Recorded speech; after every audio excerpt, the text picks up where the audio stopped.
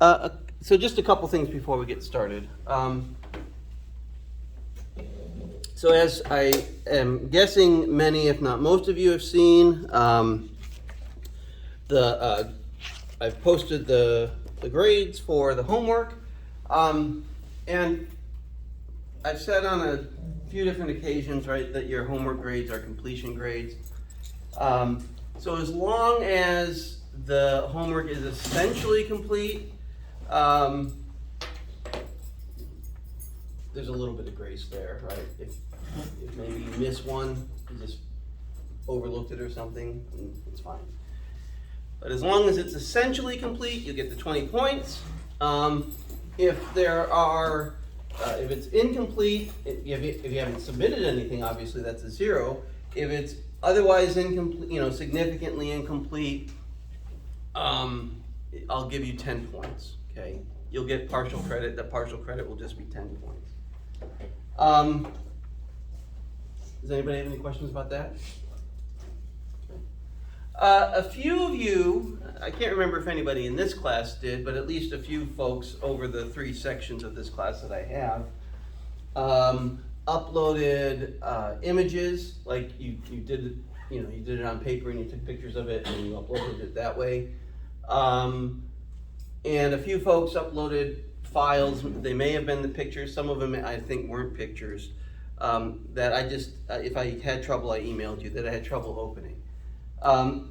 My preference is, and it's a pretty strong preference, is that you type out the homework, do it as a Word or a Google Doc, and I don't think you should have any trouble uploading those. But you don't have to type out, everything, right? You just have to type out what's relevant for the response that's being asked for, right? So if they're asking for a counterexample to one of the premises in an argument, you don't have to type out the whole argument and then provide the counterexample. All you would have to do is tell me which premise the counterexample is a counterexample to and provide that counterexample, okay? In other words, you can just provide whatever is necessary for the answer to a question, okay? So that should help to eliminate some unnecessary work in some cases. Okay, any questions about that stuff? Okay. If you have questions,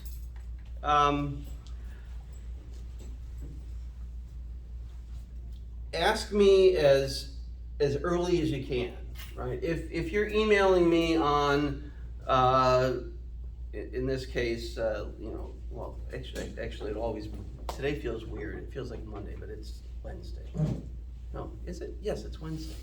Okay, I'm gonna be off all week. So just know that. It's gonna get annoying probably. If you email me on Tuesday night at 10 o'clock with a question, or any time between 10 p.m. and like beginning of or at least 8 a.m., I'm probably not going to be able to answer it because I'm going to be either sleeping or getting ready and driving to work. Okay,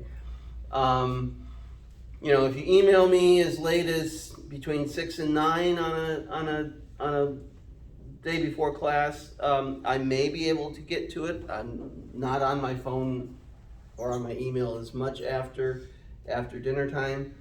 So basically what I'm saying is email me as early as you can with any questions that you might have. So in that regard, it probably makes some sense for you to take a look at the homework a couple days beforehand, just so you can have a sense of what you're being asked to do, and so you can anticipate any challenges that you might have specifically. Okay? All right, any questions then? Okay. All right, well, let's look at the homework in chapters 5 and 6. So in 5A, we're identifying and providing missing premises or conclusions. Okay. Okay, we all good? We all on the same page with one another now? Okay. And I said this I said this last week, I think, you should have your book with you or available to you in some way, because it's gonna make a lot more sense and be a lot easier for you to follow along if you have that with you. Okay, so 5A, we're doing 1 through 6. So the first one, you ought to minimize the amount of pollution you generate. So then we have a missing premise, and then the conclusion is, so you ought to recycle your bottles and cans. Yeah. Recycling is a way to minimize your personal pollution. Yeah. Or recycling bottles and cans minimizes the pollution you generate. Yeah, something along those lines. Yeah, good. Okay, just a quick review. What does it mean to put an argument in standard form? Okay, so each premise has its own line. Now there may be one. It may be that there's just one premise. Sometimes there is just one. It might be two. Everything we've looked at thus far is either a 2 or a 3 premise argument. And then there's the conclusions. So or thus or whatever it might be, right? So these are the premises. And then, you only have one. I just did 2 here to show you that you could put it in different kinds of expressions, right? So then you have the conclusion, or it could be therefore, right, etc. Okay. In an argument from principle, okay, what's the first premise always going to be? In an argument from principle, the first premise is always going to be a particular kind of premise. Saying like what you should do. Okay, so a general statement about so what is a general statement about what we should or shouldn't do? It's an argument from principle. That's a clue. So what's that first premise going to be? What are we going to call this? It's like when you're saying it's like something specific that you should like lying or. Okay, right. But it's something that we could apply to a lot of different cases. So what do we call a general moral principle that could be applied to a wide range of cases? Murder is wrong. Not an example. In general, what do we call moral generalizations that we can apply to a wide range of cases? Somebody say it? Huh?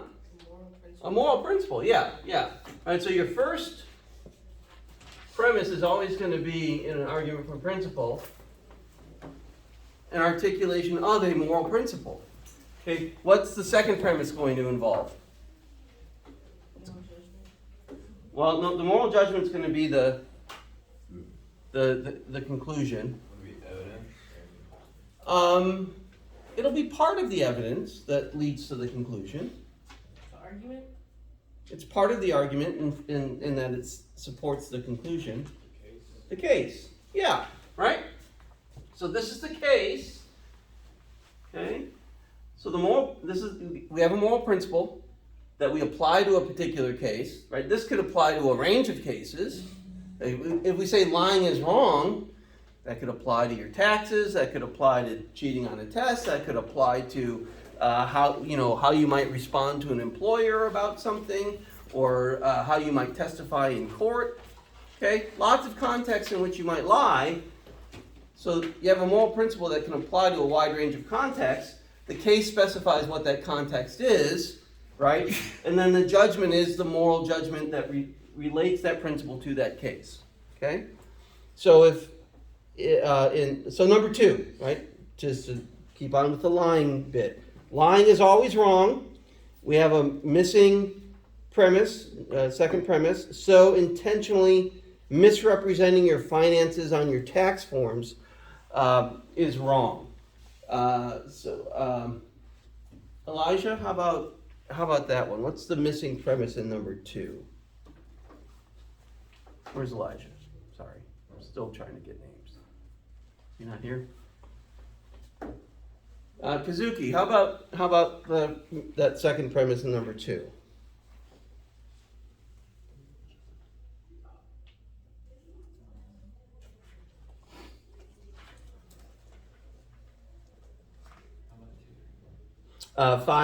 5A number 2, yeah. It may be legal, especially if you intentionally lie and cause money-related problems. Say it again, it may be illegal? Yeah. Okay. Okay, well, what are we wanting to say about misrepresenting your finances on your tax forms? It's what? Lying. It's a form of lying. Okay? That's all we have to do in that second principle. Or in that second premise rather. That's how we connect that general moral principle to the specific claim that's being made there, the specific conclusion. Right? So intentionally misrepresenting your finances on your tax forms is lying. Okay? It's specifying a particular case of the behavior that's referred to in the principle. Okay, number 3, a person's personal preferences are morally objectionable if those preferences place a disproportionate psychological burden on a subgroup of people. The personal preference of some white men to date or marry Asian women places a disproportionate psychological burden on Asian and Asian American women. Therefore, okay, and we have a missing conclusion. Anna,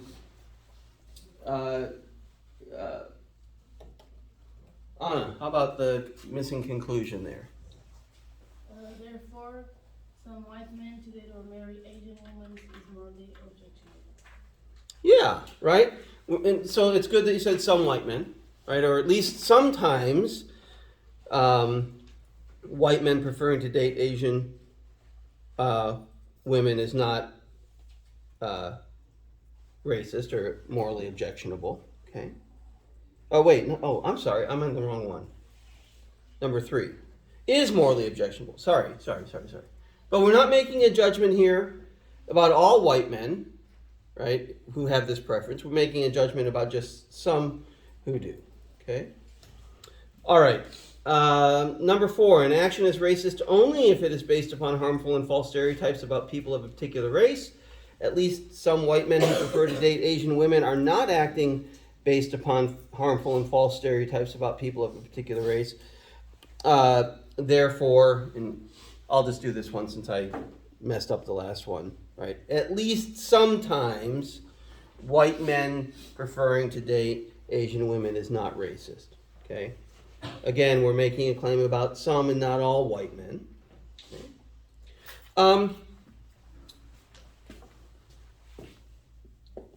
Let me just make some distinctions here that are probably clear to some of you, but may not be as clear to others. Okay, to say that something's morally forbidden means what? Off limits. Off limits, not allowed, wrong to do it, right? Okay, so it's wrong to do. Okay. What about something that's permissible? Usually accepted. Okay, so it's okay to do it? Is it okay not to do it? If it's permissible? Yep. Yeah, right. Somebody might make an argument about, same-sex sexual relationships, or premarital sex, or smoking, or watching pornography, or something like that, and they might say that these activities are permissible. Okay, if somebody makes that argument, they're saying that it's okay for somebody to engage in those activities. They're not saying that people have to engage in those activities, and that if anybody doesn't engage in them, that it's wrong, right? So if smoking is morally permissible, but somebody doesn't smoke, that doesn't mean they're doing anything wrong. Okay, so it's okay to do it, but you don't have to do it. It's not wrong not to do it. So if we say that something's obligatory, what does that mean? Okay, you're obligated. So if something's obligatory and you don't do it, that's wrong, right? So here we're saying this is stronger than permissibility, right? You have to do it. And it's wrong not to do it. Okay? I just wanted to, I don't think we'd really talked about that language thus far, and I think it's helpful, you know, to keep in mind some of the distinctions here and some of the subtleties. You know, one of the things that is true about a lot of philosophical arguments is that they good ones at least, do try to have a degree of subtlety. It's very rarely the case that anything is always right or always wrong. Okay? I mean, there are some cases, I would argue, but they're relatively rare.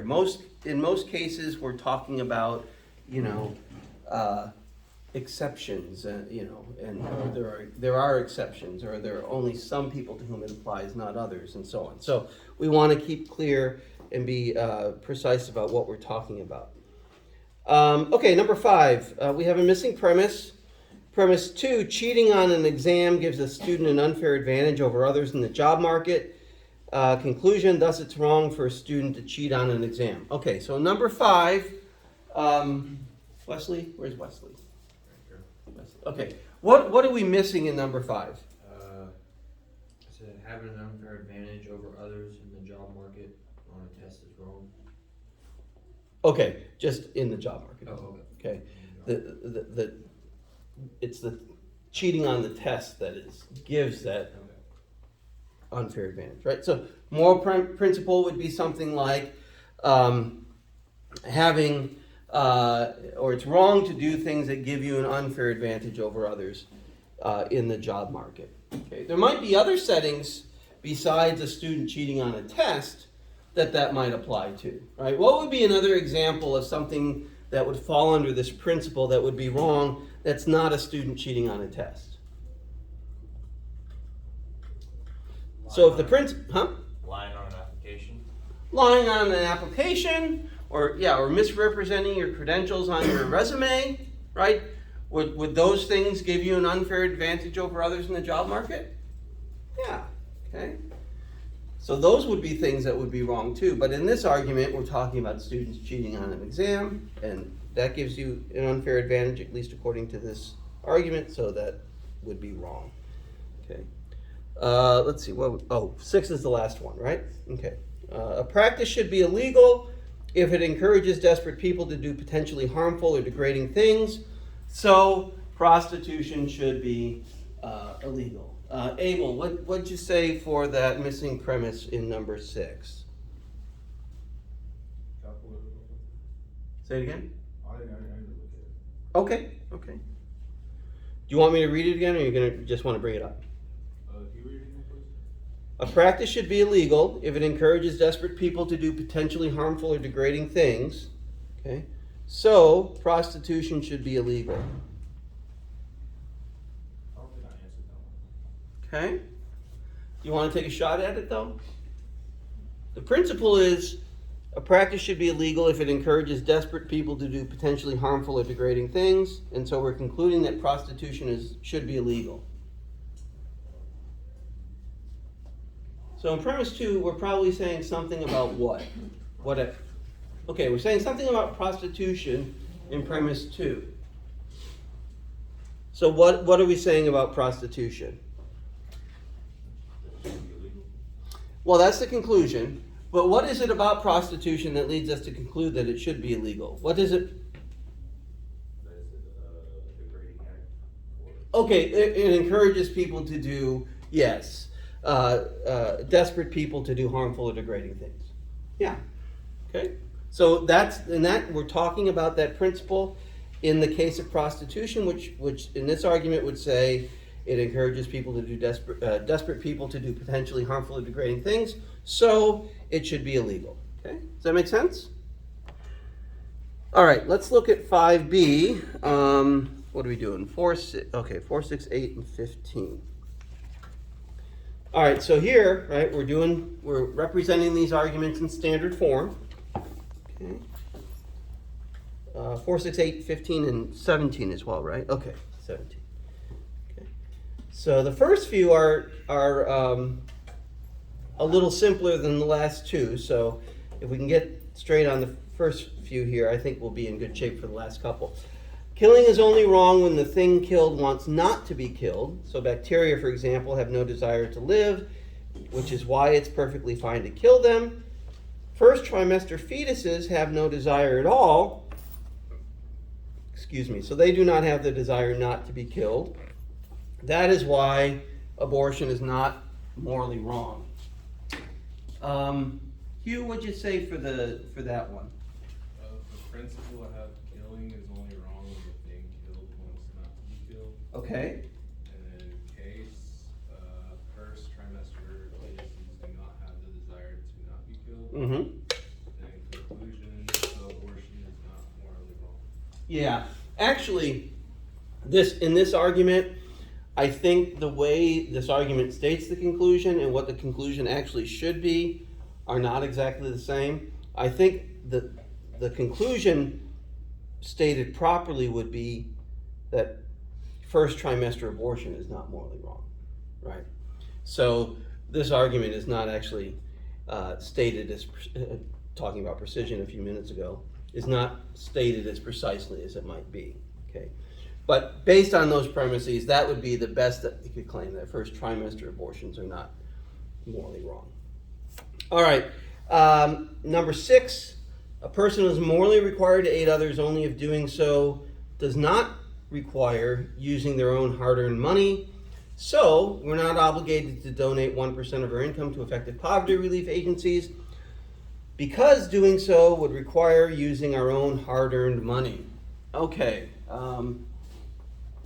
Ariana, how about that one? Where's Ariana? Okay, I'm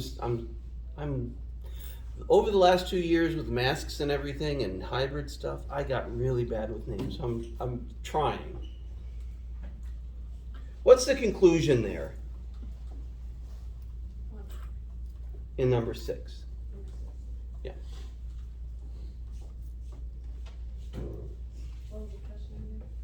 Well, we're putting, this is exercise 5B, number 6, we're putting it in standard form.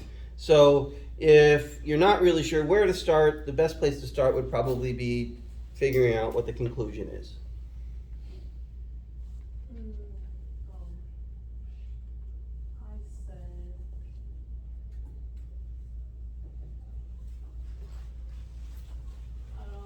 said, I think I'm wrong. What? You think you're wrong? Yeah. Well, let's hear it. You may not be, and even if you are, we can figure out where you went wrong. Donating to poverty comes out of your hard-earned money, therefore, we are not obligated to donate 1% of our income to poverty agencies. Okay. What would I give that? Half credit because you have too much there. But you have the right answer. Okay? So the conclusion is that we're not obligated to donate 1% of our income to effective poverty relief agencies. Okay? So that's the conclusion. So what's the moral principle there that helps get us to that conclusion?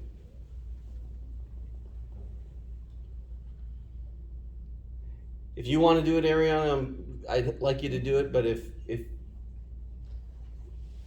you want to try it? I think someone else should go though. Why is that? Peter, you want to try it? I'm good, thank you.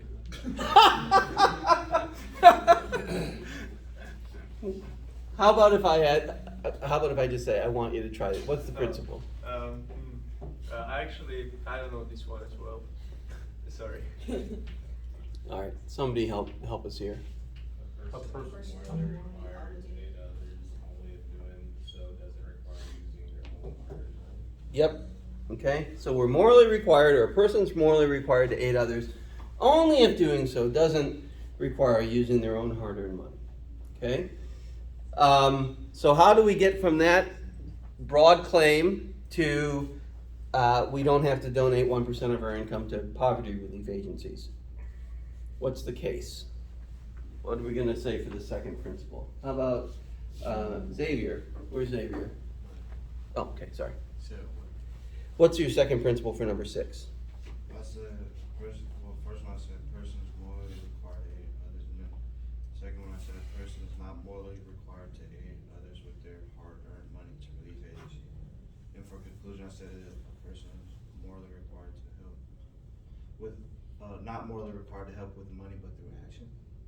Okay. So here's one thing, right?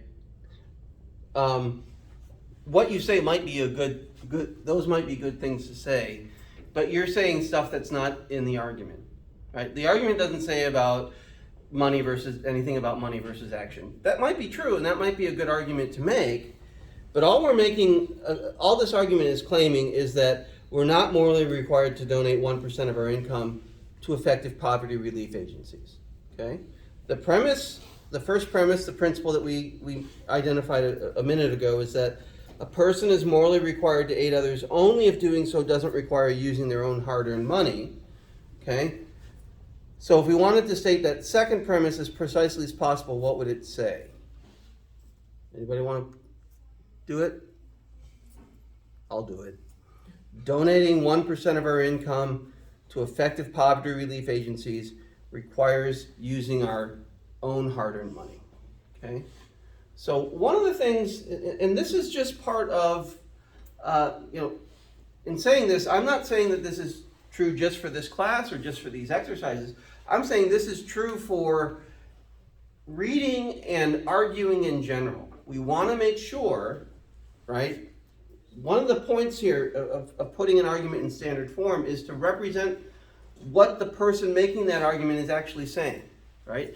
So we want to be as accurate as possible. So we don't, we can be, it's easy to be tempted, right? To render our own judgments about something we read. Or, to say, we don't have to donate this might be a reasonable thing that somebody might say. We don't have to donate money, but we should engage in actions, right? That might be something that some of you might think, okay? But that's not something that the argument is saying. We want to make sure that when we are trying to understand arguments, that we're understanding them in their own terms. We're understanding what the arguments are actually saying and not importing our own judgments, our own thoughts into those arguments. Does that make sense? Okay? And that's true in this class, in doing these exercises and looking at the readings that we're going to look at. But that's true in any context where you're looking at an argument, right? You don't want to import things into it that aren't being said, okay? All right, number 6. No, that was number 6. Sorry, what are we on? 8, okay? There's nothing wrong with driving a gas-guzzling car just for fun. Tons of people do it. Okay, what's distinctive about this argument compared to the first two? This is a little different than the first two for a particular reason. You gotta make up your own premise. Okay, we have a missing premise here. Okay, what is missing? Is the principle missing or is the case missing? Case. No, we got a case. It's about driving gas-guzzling cars. Okay, so what would the principle be? Well, what's the conclusion? There's nothing wrong with driving gas. Nothing wrong. So it's permissible, right? It's permissible to drive a gas-guzzling car for fun. Okay, the case is that Everybody does it. lots of people do it for fun. Okay, lots of people drive gas-guzzling cars for fun. So what are we saying about actions that make them okay as a principle that would lead to that conclusion with that case? What would make an action permissible? If a lot of people do it. If a lot of, this is a terrible argument, right? It's a terrible argument. But that's your principle, right? An action is permissible if lots of people do it. Lots of people drive gas-guzzling cars for fun, so driving a gas-guzzling car for fun is permissible. Okay? Terrible sort of argument, but that's, what we're left with here. Okay? But that's helpful to see the missing premise, I think. All right, what makes 15 and 17 might look a little trickier. What's trickier about 15? Long. Longer. Okay? So what do you probably have in 15 then? 3 premises. Well, actually, no, we only have 2. It's not any longer an argument than those that we've looked at, but what other stuff do we have here besides premises and conclusion? Like, what's going on in that whole first paragraph? Are there any premises, or is the conclusion in the first paragraph there at all? No, it's like, actually. Background. Yeah, what did we call that? Supporting. I mean, we could call it that, but in the terms that we've used thus far, we called it supplementary information. Okay, I mean, that's not really a technical term. Background information, supporting information, that's okay too. But in the terms that Stoner and Swartwood use, right, they call it supplementary information. It's meant to supplement, right, what is in the argument. It's meant to help illuminate it, make it clearer, okay? So the Black Lives Matter movement is a response to racial disparities in policing. BLM protesters hope to raise awareness about, among other things, the inordinate violence African Americans and other people of color suffer in the United States at the hands of police. BLM uses various actions to try to achieve their goals, including organized marches and protests. Sometimes, however, they're met with counter-protesters. In some encounters, these mostly white counter-protesters have shouted, "All lives matter," in response to BLM's chant of "Black Lives Matter." Excuse me. The counter-protesters' aim seems to be to counter what they see as an unfair focus on one group's needs. The "All Lives Matter" chant has itself become controversial, with some people claiming that it is racist for white people to shout "All Lives Matter" at a BLM demonstration. Regardless of the merits of the counter-protesters' views, chanting "All Lives Matter" is not racist. After all, an action is racist only if it is based upon feelings of hatred for a racial group, and chanting "All Lives Matter" doesn't express hatred for anyone. Okay, so, Amanda. Where's Amanda? Which one? Yeah. Sabinski. Sorry. Alright. Okay. No, you've already said something. So, Amanda, we'll go with you. So what's the conclusion for number 15? So, I don't know if it's right, but however, regardless of the merits of the counter-protesters' views, chanting "All Lives Matter" is not racist. Okay. Yeah, you don't have to have all of that stuff about counter-protesters. I mean, it's not wrong that you put it in there, but just shouting "All Lives Matter" at a BLM rally is not racist. Okay, that would be the conclusion here. Okay, what'd you have for the moral principle? The Black Lives Matter movement is a response to racial disparities in policing. Okay, well, for the principle, right, we want it to be a moral claim. Right? We want it to be a moral generalization that can apply to a wide range of cases. That's a description of what the Black Lives Matter movement is, right? So what's the general principle that's being used here? An action is racist It expresses hatred. Okay, yeah, an action is racist only if it is based upon feelings of hatred for a racial group. Okay? So if that's our general principle, what are they saying about the action that's in question here? The chant "All Lives Matter" doesn't express hatred to you. Right, okay. Shouting "All Lives Matter" at a Black Lives Matter rally is not based upon feelings of hatred for a racial group. So shouting "All Lives Matter" at a Black Lives Matter rally is not racist. Okay? If you were going to argue against that, what would you probably take issue with? If you're going to provide a counterexample to one of the premises, which premise would you most likely provide a counterexample to? The first one. Yeah, probably that, right? That. So what else might we say about, how would we give what would be an example of an action that is racist, even though it's not based upon feelings of hatred for a racial group? So that's what we would want there for a good counterexample. Can we think of any examples of that?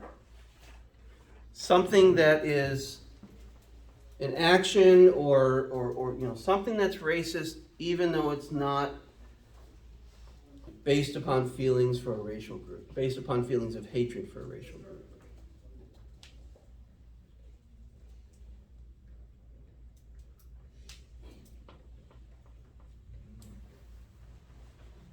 Can people be racist without feeling hatred? Or can people act in ways that are racist without feeling, you know, feelings of hatred?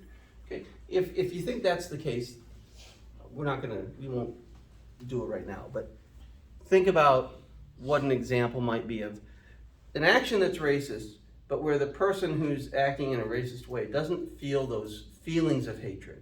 Okay, does that make sense? That would be the kind of counterexample that we're looking for there.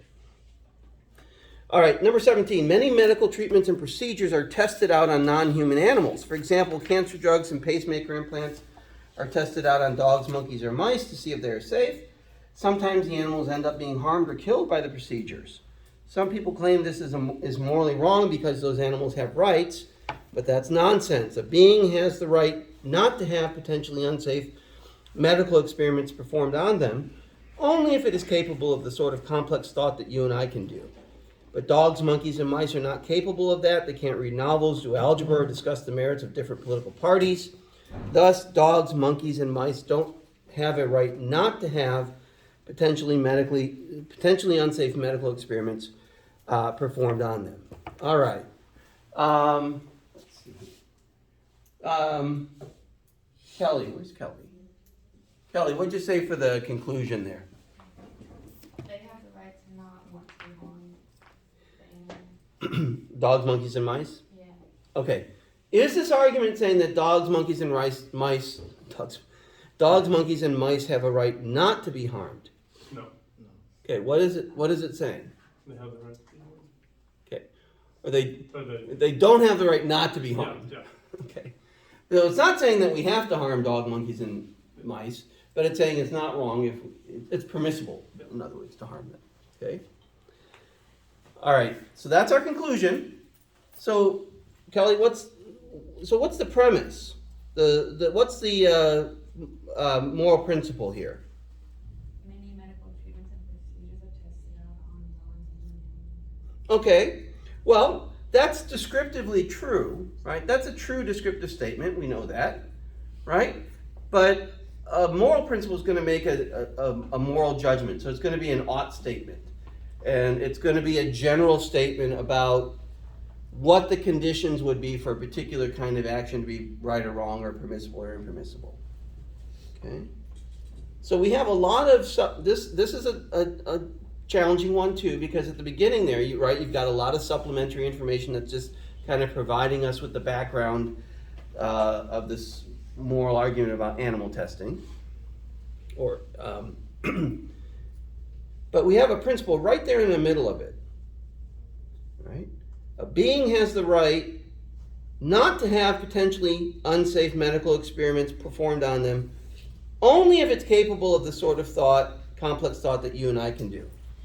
Okay, that's kind of wordy, right? But do you understand what that principle means? So, can we have medical experiments performed on us? No, because we're capable of complex thought. Okay? But beings who don't have that same capacity for thought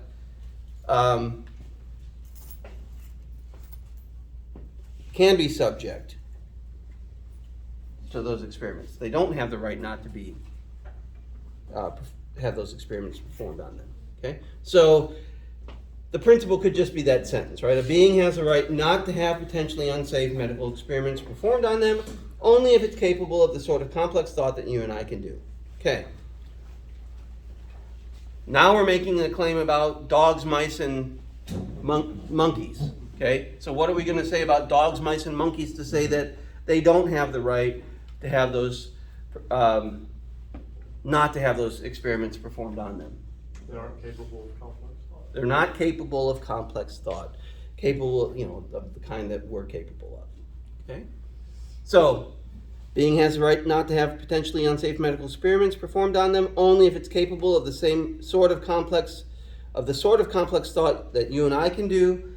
Dogs, monkeys, and mice are not capable of the sort of complex thought that you and I can do. So dogs, monkeys, and mice don't have a right not to have potentially unsafe medical experiments performed on them. Okay. All right, so let's see. Now we're 6A, 1 through 4, and 7. So let's flip over to those. And here we're generating counterexamples. Okay, so we want to think of a case that would show that that each of these moral principles that we're looking at doesn't have the force that somebody who offers it might think that it has, right? So for number 1, right, you should never hurt your friends. So what are we looking for here? What general kind of example would be a good counterexample to the principle, you should never hurt your friends? You should hurt your friends. Okay, is that a good general rule to live by? It's not. No. Okay, so if you go around hurting your friends, you're probably not going to have many friends, right? But are there any cases in which it would be okay for you to hurt a friend? You should hurt your friend if they hurt you. Or, like, yeah, if they hurt you first. Okay. It's okay to hurt a friend if it's telling the truth. All right, so what might be so here, what kind of hurt are you thinking of? So like, say you found out your friend's boyfriend was cheating on them, so you tell them, like, it's gonna hurt them. Yeah. Like, they should know. But it's probably better in the long run for them, right? So, okay, so a case in which it might be permissible to hurt your friends would be where doing so is for their own benefit in some way, okay?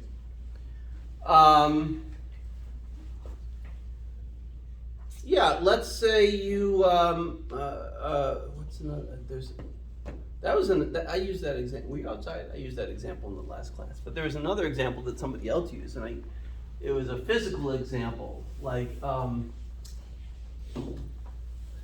maybe you're out hiking with your friend, right?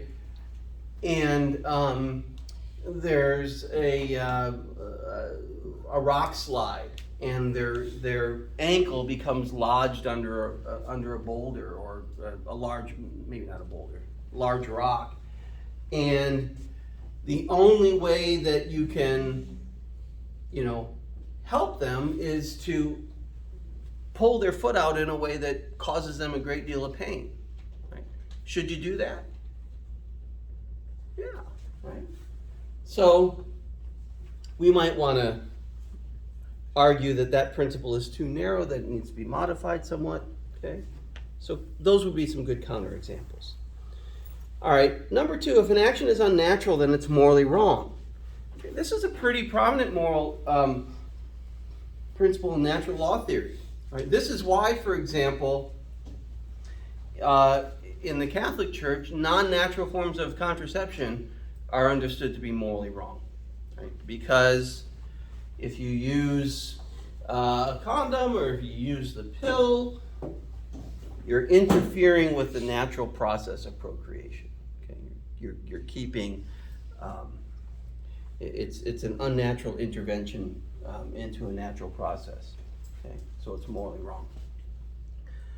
All right, what would be an example here of, what would be the kind of counterexample we're looking for? Flying a plane is unnatural for a person. Being up that high of altitude, it's not natural. Okay. You don't naturally get there. You have to have something else. Okay. So, all right. Yeah. Or think about a medical context, right? Do we use artificial heart valves derived from pigs? Or metal, I think, if you have a knee replacement, it's metal or something, right? Yeah, it's a non-ferrous metal. I haven't had that yet. Following for that, Yeah, right? Or, even more simply, how do we walk? What do we use to walk? Our feet. Okay? Can anybody here walk on their hands? Not for very long. You want to demonstrate? No? Oh. Like But- I said, not for very long. We watch it fall. I mean, we catch. Are there people who can walk on their hands? If your next class was down in 206, would the natural way to get there to be to walk on your hands? No. But would there be anything, I mean, as long as you could control your body and could see where you're going and stuff, would there be anything wrong with that? No, right? So that wouldn't be natural, but it's not morally wrong. Okay? How are we doing with time? 4 minutes.